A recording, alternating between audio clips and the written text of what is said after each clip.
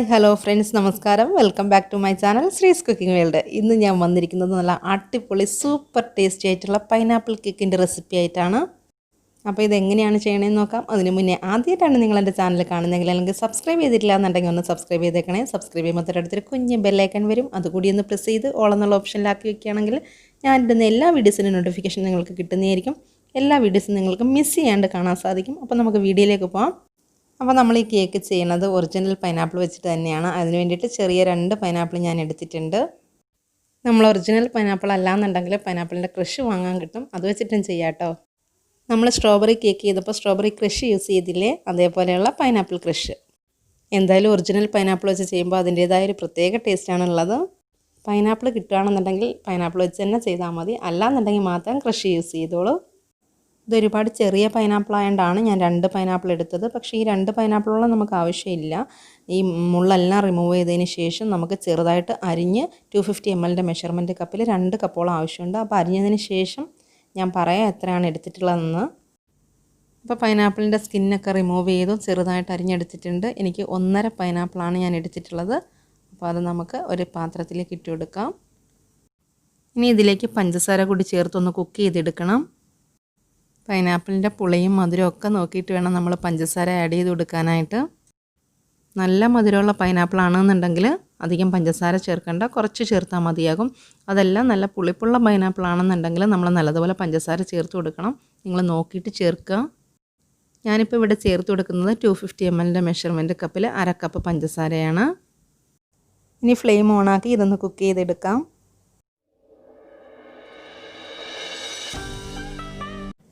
ഇപ്പം പഞ്ചസാരയൊക്കെ ഒന്ന് മെൽറ്റായി വന്നിട്ടുണ്ട്.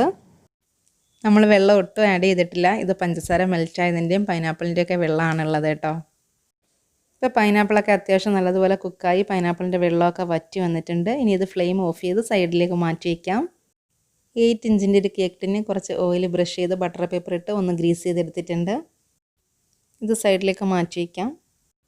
ഡ്രൈ ആയിട്ടുള്ളൊരു ബൗൾ എടുത്ത് ഇതിലേക്ക് 250 ml മെഷർമെൻറ്റ് കപ്പിൽ 1 കപ്പ് മൈദ, 1 teaspoon baking powder, 1/2 teaspoon baking soda, 1 pinch salt add ചെയ്ത് കൊടുത്തതിന് ശേഷം നന്നായിട്ടൊന്ന് മിക്സ് ചെയ്ത് 3 തവണ അരിച്ചെടുക്കാം. ഞാനിപ്പോൾ ഒരു 3 തവണ അരിച്ചെടുത്തിട്ടുണ്ട്. ഇതൊന്ന് മിക്സ് ചെയ്ത് കൊടുത്തതിന് ശേഷം സൈഡിലേക്ക് മാറ്റി വയ്ക്കാം. ഇനി വെറ്റ് ഇൻഗ്രീഡിയൻസ് ഒക്കെ ഒന്ന് റെഡിയാക്കി എടുക്കാൻ വേണ്ടിയിട്ട് ക്ലീൻ ആയിട്ടുള്ളതും നല്ല ഡ്രൈ ആയിട്ടുള്ളതുമായിട്ടുള്ള ഒരു ബൗളെടുത്ത് ഇതിലേക്ക് 4 മുട്ട പൊട്ടിച്ച് ഒഴിച്ചു കൊടുക്കാം. 1 ടീസ്പൂൺ വാനില എസൻസും കൂടി ചേർത്ത് ഒന്ന് ബീറ്റ് ചെയ്തെടുക്കാം.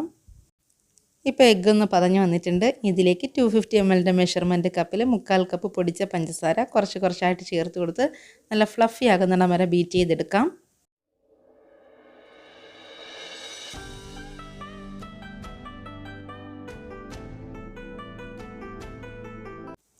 ഇപ്പം നല്ല ഫ്ലഫി ആയി തന്നെ വന്നിട്ടുണ്ട്. ഇനി ഇതിലേക്ക് 1/4 കപ്പ് റിഫൈൻഡ് ഓയിൽ ചേർത്ത് കൊടുത്ത് 1 മിനിറ്റ് വരെ ഒന്ന് ബീറ്റ് ചെയ്തെടുക്കാം. ഞാനിപ്പം ചേർത്ത് കൊടുക്കുന്നത് റൈസ് ബ്രാൻഡ് ഓയിലാണ്. നിങ്ങൾക്ക് വേണമെങ്കിൽ വേറെ ഏതെങ്കിലും തന്നെ റിഫൈൻഡ് ഓയിലോ ബട്ടറോ യൂസ് ചെയ്യാം. ഇനി ഇതിലേക്ക് നമ്മൾ പൈനാപ്പിൾ കേക്കാണല്ലോ, അപ്പം കുറച്ച് യെല്ലോ കളർ ആഡ് ചെയ്ത് കൊടുക്കണം. ഇത് തികച്ചും ഓപ്ഷണലാണ്. നിങ്ങൾക്ക് വേണമെന്നുണ്ടെങ്കിൽ മാത്രം ചേർത്ത് കൊടുത്താൽ മതി. ഞാനിപ്പം ഒരു ഭംഗിക്ക് വേണ്ടിയിട്ട് ചേർത്ത് കൊടുക്കുന്നേ ഉള്ളൂ. ഞാനിപ്പോൾ ചേർത്ത് കൊടുക്കുന്നത് ഇതാ കണ്ടോ, ഈ കളറാണ് premium icing gel yellow colour. ഇതൊരു 3-4 ഡ്രോപ്സ് ആഡ് ചെയ്ത് കൊടുത്തതിന് ശേഷം ജസ്റ്റ് ഒന്ന് മിക്സ് ആകുന്നിടം വരെ ബീറ്റ് ചെയ്തെടുക്കുക.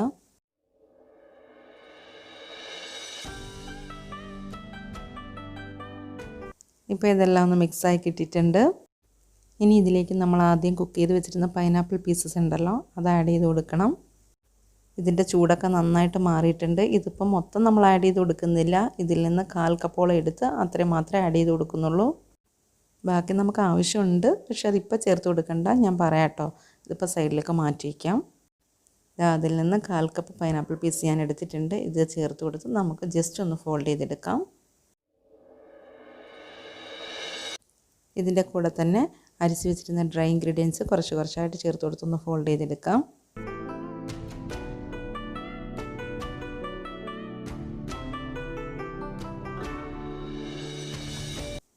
ഇപ്പോൾ നമ്മുടെ പൈനാപ്പിൾ പീസസും ഡ്രൈ ഇൻഗ്രീഡിയൻസൊക്കെ നല്ലതുപോലെ ഒന്ന് ഫോൾഡ് ചെയ്തെടുത്തിട്ടുണ്ട്. ഇനി ഇത് നേരത്തെ ഗ്രീസ് ചെയ്ത് വെച്ച 8 ഇഞ്ചിൻ്റെ കേക്ക് ടിന്നിലേക്ക് ഒഴിച്ചു കൊടുക്കാം. ഈ കേക്ക് നമ്മൾ ചെയ്യുന്നത് ഓവനിൽ വെച്ചിട്ടല്ല, ഗ്യാസ് സ്റ്റോപ്പിൽ വെച്ചിട്ടാണ്.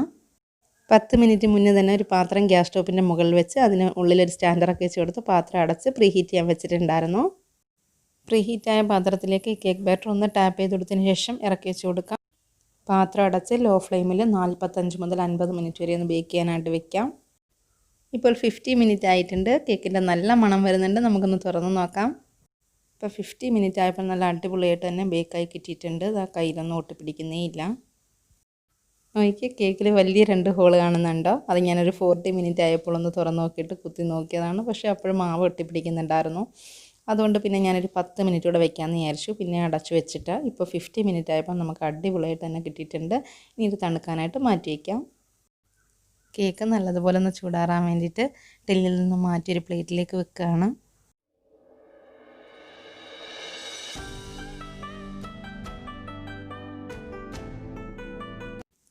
ബട്ടർ പേപ്പർ റിമൂവ് ചെയ്യാം. നമ്മൾ ഗ്യാസ് സ്റ്റോപ്പിൽ ചെയ്തെടുത്തിട്ട് നല്ല അടിപൊളി സോഫ്റ്റ് ആയിട്ടുള്ള കേക്കാണ്.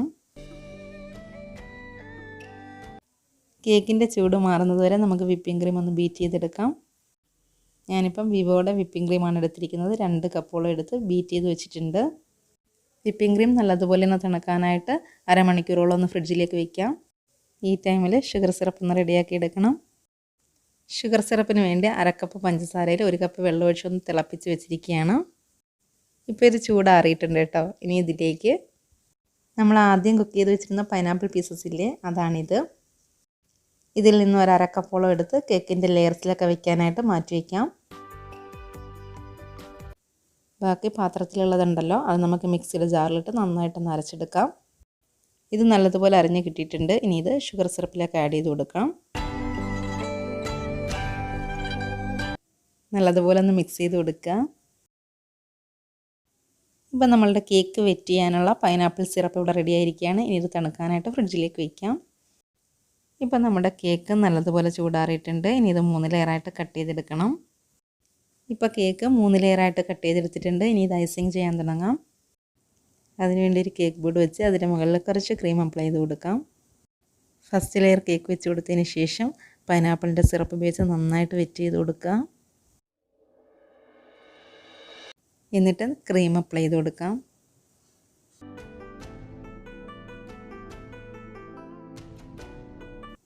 ഇപ്പം ക്രീം നല്ലതുപോലെ അപ്ലൈ ചെയ്ത് കൊടുത്തിട്ടുണ്ട്. ഇനി ഇതിൻ്റെ മുകളിലേക്ക് നമ്മൾ ആദ്യം കുക്ക് ചെയ്ത് വെച്ചിരുന്ന പൈനാപ്പിൾ പീസസ് ഉണ്ടല്ലോ, അതിൽ നിന്ന് 1/2 കപ്പ് മാറ്റി വെച്ചിരുന്നില്ലേ, 1/2 കപ്പിൽ നിന്ന് കുറച്ചെടുത്ത് ഇതിൽ സ്പ്രെഡ് ചെയ്ത് കൊടുക്കാം.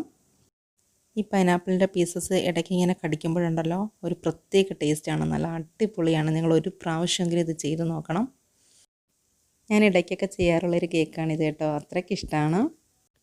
ഇനി ഇതിൻ്റെ മുകളിൽ സെക്കൻഡ് ലെയർ കേക്ക് വെച്ച് കൊടുക്കാം. സെയിം രീതിയിൽ തന്നെ 3 ലെയർ കേക്കും ചെയ്തെടുക്കുക.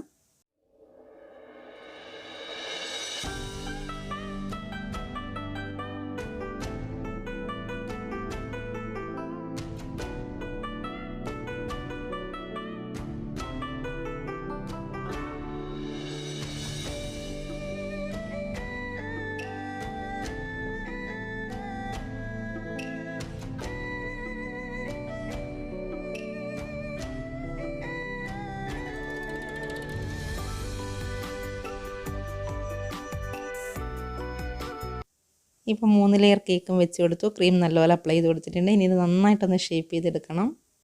സ്ക്രാപ്പർ വെച്ച് നന്നായിട്ടൊന്ന് ഷേപ്പ് ചെയ്തെടുക്കാം. കേക്കിന് ഞാൻ ഷാർപ്പ് എഡ്ജല്ല ചെയ്യുന്നത്, അതുകൊണ്ട് തന്നെ OHP ഷീറ്റ് വെച്ച് നന്നായിട്ടൊന്ന് ഷേപ്പ് ചെയ്തെടുക്കുകയാണ്.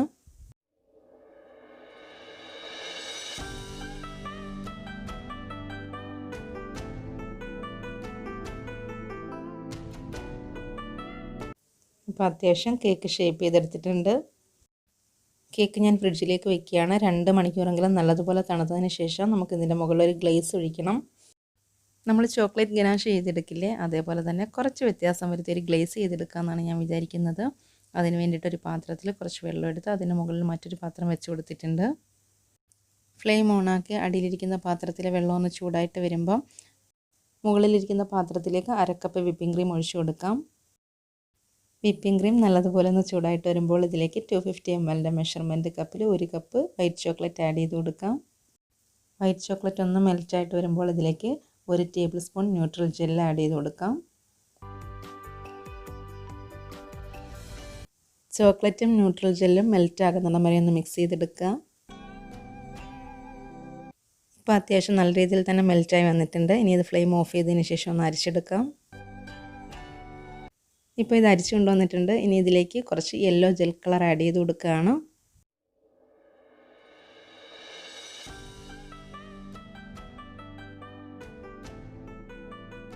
ഇപ്പോൾ ഇത് നല്ലതുപോലെ മിക്സായി കിട്ടിയിട്ടുണ്ട്. ഇനി ഇത് നല്ലപോലെ തണുത്തിരിക്കുന്ന കേക്കിൻ്റെ മുകളിലേക്ക് ഒഴിച്ചു കൊടുക്കാം.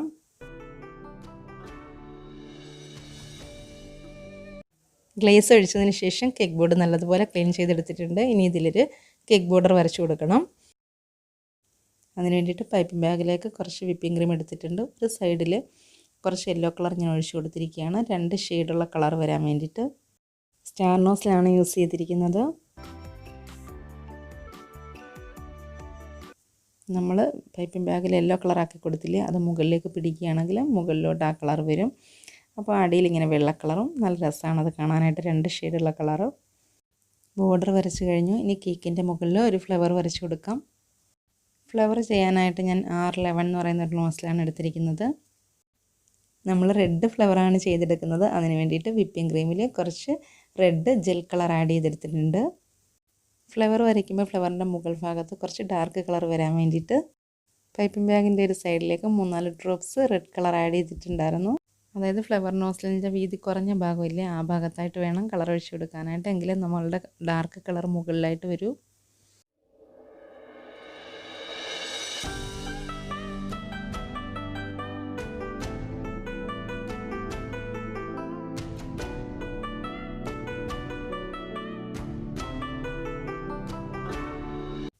ഫ്ലവർ വരച്ച് കഴിഞ്ഞു. ഫ്ലവർ നമുക്ക് കേക്കിൻ്റെ മുകളിലേക്ക് വെച്ച് കൊടുക്കാം.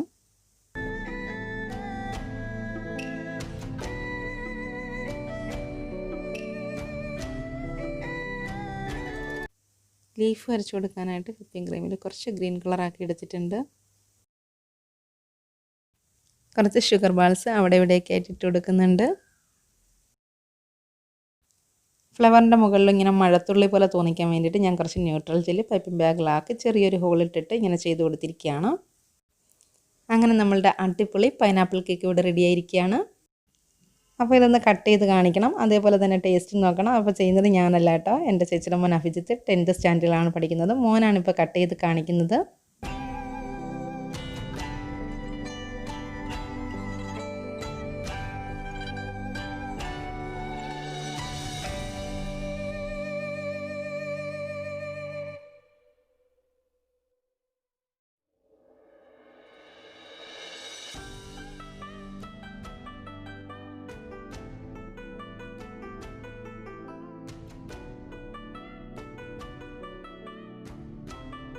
നല്ല സൂപ്പർ കേക്ക് ആയിരുന്നു.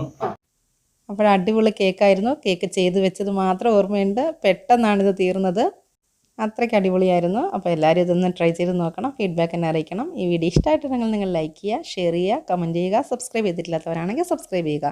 അടുത്തതിന് ഞാൻ അടിപൊളി റെസിപ്പി ആയിട്ട് വരുന്നതായിരിക്കും. Good bye.